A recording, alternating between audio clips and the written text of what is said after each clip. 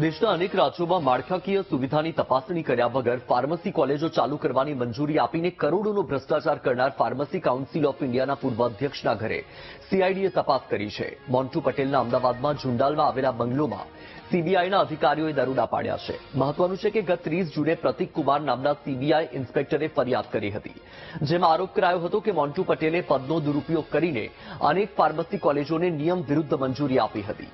સ્થળ પર જઈને માળખાકીય સુવિધાઓની તપાસ કર્યા વગર જ ફાર્મસી કોલેજોને પરવાનગી આપવામાં આવી હતી. તેમજ ફાર્મસી કોલેજ ચાલુ કરવા માંગતી સંસ્થાઓના દસ્તાવેજોની પણ વ્યવસ્થિત ચકાસણી કરવામાં આવી નહોતી. મોન્ટુ પટેલે કોલેજ દીઠ 20 થી 25 લાખ લઈને મંજૂરી આપી હોવાનો પણ ફરિયાદમાં ઉલ્લેખ હતો.